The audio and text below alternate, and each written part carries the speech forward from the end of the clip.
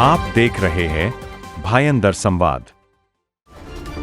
सरदार वल्लभ भाई पटेल स्कूल में बहुत सारे इलीगल काम हो रहे हैं। ये जो वेदर शेड लगाया इन्होंने आयरन रॉड शीट का लगाया हुआ है। जब हमने इनसे मांगा आरटीआई का कि आपने ये जो खर्चा किया है जो बांधकाम के लिए, इसका पैसा आपके पास आया कहाँ से? क्योंकि इनके पास ना प्रॉपर फायर एनओसी है, ना प्रॉपर परमिशन है। जो फायर ब्रिगेड को चाहिए इमीडिएट पहुँचने के लिए, वो सारे रास्ते इन्होंने ब्लॉक कर रखे हैं। कोई भी आदमी अगर शिकायत करता है तो ये उसको परेशान करने में लगे होते हैं। क्या आपको लगता है कि महानगर पालिका कहीं न कहीं इसमें शामिल हो सकती है, सपोर्ट है? हो सकता है कि वार्ड ऑफिसर जो है पैसा लेके कार्रवाई नहीं कर रहा है। स्कूल माफिया है जो बहुत ही हावी है इस समय मीरा भायंदर में। क्या इससे बच्चों के एजुकेशन में कुछ फर्क पड़ सकता है? कल को अगर कोई बड़ा हादसा होता है तो बहुत बड़ी घटना हो सकती है। मीरा रोड के सरदार वल्लभ भाई पटेल स्कूल में नियमों की खुलेआम उड़ रही हैं धज्जियां।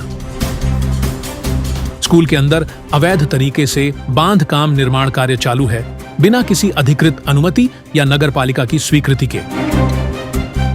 सूत्रों के अनुसार मीरा भायंदर महानगर पालिका से बिना परमिशन के ही पतरे का शेड तैयार कर दिया गया है। न कोई नक्शा पास, न ही किसी अधिकारी की मंजूरी। इस पूरे मामले का खुलासा किया है आरटीआई एक्टिविस्ट ब्रिजेश शर्मा ने, जिन्होंने इस अनियमितता पर कई दस्तावेजों के साथ भायंदर संवाद के सामने सवाल उठाए हैं। तो आइए सुनते हैं खुद आरटीआई एक्टिविस्ट शर्मा की जुबानी कि आखिर क्या है पूरा मामला और किस तरह नियमों को ताक पर रखकर हो रहा है यह अवैध निर्माण। नमस्कार, मैं हूं मिथिलेश और आप देख रहे हैं भायंदर संवाद। दोस्तों, इस वक्त हम मौजूद हैं मीरा रोड के सरदार वल्लभ भाई पटेल विद्यालय के सामने और हमारे साथ बात करने के लिए इस वक्त मौजूद हैं विजय शर्मा जी, जिनकी शिकायत है कि सरदार वल्लभ भाई पटेल स्कूल में बहुत सारे इलीगल काम हो रहे हैं। और वो क्या काम हो रहे हैं, पहले हम इन्हीं से जानते हैं, इनकी जुबानी सुनते हैं कि सर क्या मैटर है, क्या मुद्दा है, बताइए जरा दर्शकों को। नमस्कार, मैं ब्रिजेश शर्मा, आम आदमी पार्टी मीरा भायंदर से। जैसा कि आप देख रहे हैं मेरे पीछे सरदार वल्लभ भाई पटेल स्कूल है। यहाँ पे जो एक से पहली से लेके 10वीं और 12वीं तक के विद्यार्थी पढ़ते हैं। और जैसा कि मेरा भी लड़का इस स्कूल में पढ़ता था, और जब मैंने ये जानने की कोशिश की कि यहाँ पे जो वेदर शेड लगा हुआ है इनका, तो ये परमिशन लिया है कि नहीं लिया है। और दूसरा हमने देखा कि ये बिल्डिंग में स्कूल में बहुत सारे इलीगल जो है बांधकाम हुए हैं। उसकी जब हमने पड़ताल की, आरटीआई लगाया और वार्ड ऑफिसर को कंप्लेन की, तो उसके बाद जो वार्ड ऑफिसर ने नोटिस इशू किया 2023 में। लेकिन वो नोटिस जो है अभी तक जो है कार्रवाई पूरी नहीं हुई और अभी भी वो पेंडिंग है। और मैं आपको यहाँ पे रोकना चाहता हूँ। आपने कहा कि आपको पता चला कि स्कूल में इलीगल काम हो रहे हैं, तो आपने इसकी कंप्लेन किया था। ठीक, तो आपको कैसे पता चला कि यहाँ पे स्कूल में इलीगल काम हो रहे हैं, किस आधार पे आप कह सकते हैं? जैसा कि मीरा भायंदर ने एक सर्कुलर निकाला है कि आपको जब भी वेदर शेड अगर लगाना है अपने बिल्डिंग में, तो उसके लिए आपको परमिशन लेना पड़ेगा और उसके लिए बाकायदा जो फीस है 6,500 रुपया वो सालाना देनी पड़ेगी। और ये जो वेदर शेड है वो टेम्परेरी रहेगा, परमानेंट नहीं रहेगा।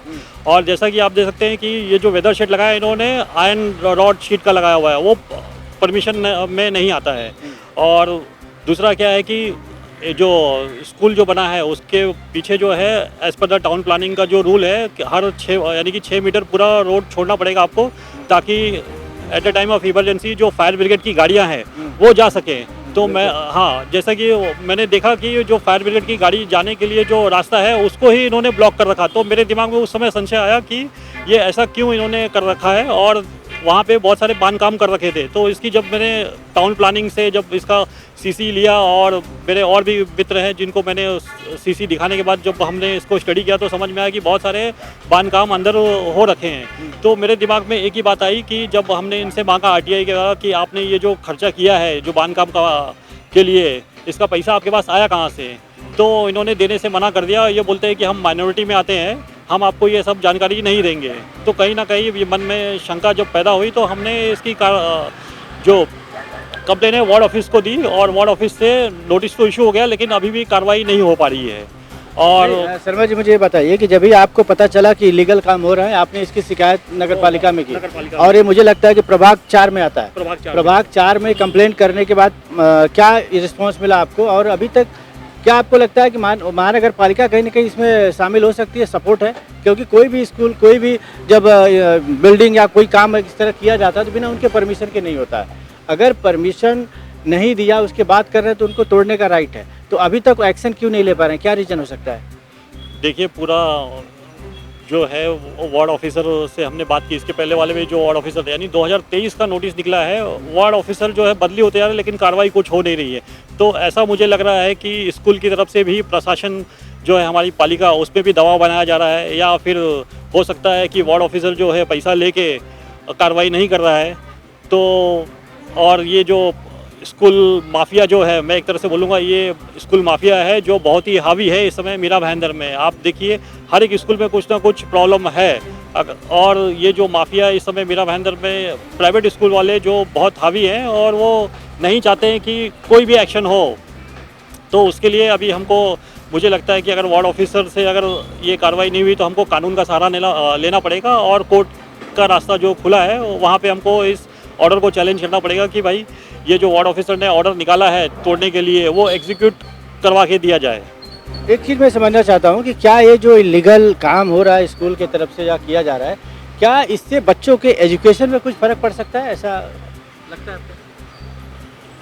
देखिए ये जो इलीगल बांधकाम किया है ये तो धोखादायक स्थिति निर्माण हुई है, और कहीं ना कहीं आप देखेंगे कि भारत में या मुंबई में आप देख सकते हैं कि बहुत जगह, जैसे गुजरात में हाल ही में 2-3 साल पहले एक क्लासेस में आग लग गई थी जिसको फायर एनओसी नहीं था, और इतने कम क्या बोलते हैं जगह में इलीगल इंक्रोचमेंट बना के उन्होंने वो जो है क्लासेस चला रहे थे। तो कहीं ना कहीं यहाँ पे भी धोखादायक स्थिति बनी हुई है, और मीरा भाईंदर म्यूनसिपल कॉर्पोरेशन के से फायर एनओसी इनको मिला नहीं है, और फिर भी ये जो है अपना स्कूल चला रहे हैं। ये कैसे आप साबित कर सकते हैं कि इनको फायर एनओसी नहीं मिला है?